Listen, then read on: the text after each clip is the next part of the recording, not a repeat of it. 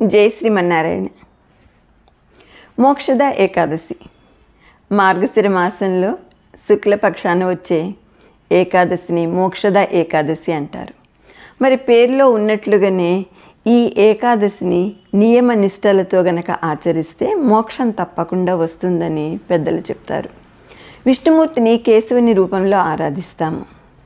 ఉపవాస దీక్ష విష్ణుమూర్తిని తులసి మాతతో కలిపి పూజిస్తే భగవంతుడికి శ్రీమన్నారాయణుడికి చాలా ఇష్టము, తొందరగా ప్రసన్నమవుతారు.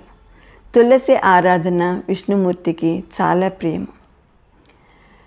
అందుకనే విష్ణుమూర్తిని అనుగ్రహం పొందటానికి తప్పకుండా తులసి మాతతో కలిపి పూజించాలని భక్తులు విశ్వసిస్తారు. విష్ణుమూర్తిని, లక్ష్మీదేవిని, తులసి మాతని ఈ మోక్షద ఏకాదశిన ఆరాధించడం వలన కోరుకున్న కోరికలన్నీ కూడా తీరిపోతాయిట, మంచి ఫలితాలు ఇస్తాయిట.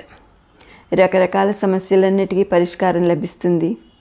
మోక్షద ఏకాదశి వ్రతము శ్రద్ధగా ఆచరించటం అనేది చాలా అవసరము. ఎన్ని ఇబ్బందులున్నా కూడా వాటి నుంచి బయటపడేస్తుంది ఈ మోక్షద ఏకాదశి. ముఖ్యంగా ఆర్థిక ఇబ్బందులను తొలగించుకుంటాము. ధనప్రాప్తి కలుగుతుంది. ఎప్పుడు కలుగుతుంది? నిష్టగా ఏకాదశి వ్రతము చేసినప్పుడు. ఈ ఏకాదశిని తులసిని పూజించడం వలన మొదట తులసి మొక్కకి నీరు పోయాలి. పూజలో భాగంగా నీరు సమర్పించుకోవాలి.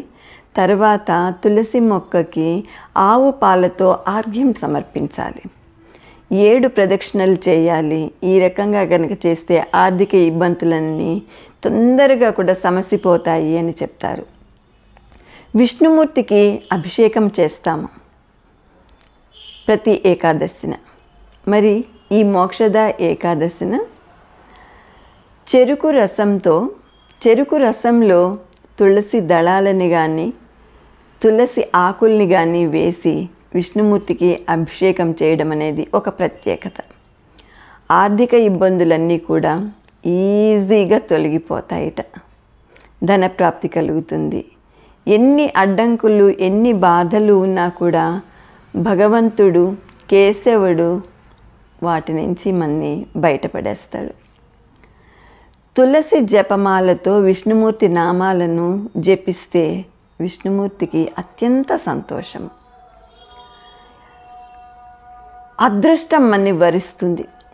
ఆనందం మన సొంతమవుతుంది. శ్రేయస్సు అధికమవుతుంది. సర్వ పాపాలు కూడా నశించిపోతాయి. మనసు ప్రశాంతంగా ఉంటుంది. ఈ మోక్షద ఏకాదశికి ఒక విశేషత ఉంది. ఆ విశేషం ఏంటంటే భద్ర, రవి, వారియన, వాణిజ, విష్టి యోగాలు జరుగుతాయిట. యాదృచ్ఛిక కాలంలో ఇవి జరిగినప్పుడు పూజలు చేస్తే అనేక మంచి ఫలితాలు కలుగుతాయి. మోక్షద ఏకాదశి చాలా శుభప్రదమైనది. అరుదైన భద్రావస యోగము కూడా రూపుదిద్దుకుంటుందిట ఈరోజు. అందుకని ఈ మోక్షద ఏకాదశి అత్యంత భక్తి శ్రద్ధలతో చేయడం వలన విష్ణుమూర్తి అనుగ్రహము, కేశవుని అనుగ్రహము మనకి లభిస్తుంది. ఆశించిన ఫలితము కంటే రెట్టింపు ఫలితాలు మన దగ్గరికి వస్తాయి. మంచి తప్పకుండా జరుగుతుంది. సుఖ సంతోషాలతోటి వర్ధిల్లుతాము.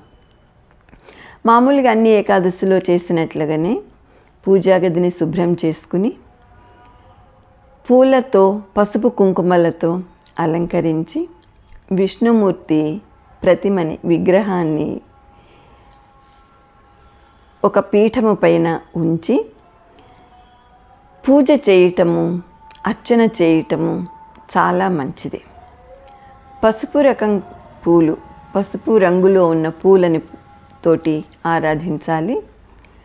మంచి పండ్లు నైవేద్యంగా సమర్పించాలి. అర్ఘ్యం సమర్పించాలి. విష్ణు సహస్రనామం జపించాలి. భక్తి శ్రద్ధలతోటి చేయాలి. ఉపవాస దీక్ష, మోక్షద ఏకాదశి వ్రతముని ఆచరించాలి.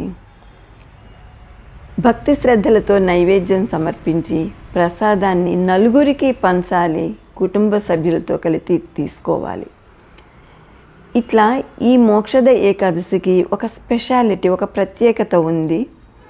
అందరూ కూడా భక్తి శ్రద్ధలతోటి ఈ మోక్షద ఏకాదశిని కేశవుని ఆరాధించి సత్ఫలితాలు పొందాలి, కష్టాలని ఇబ్బందులని తొలగించుకోవాలి.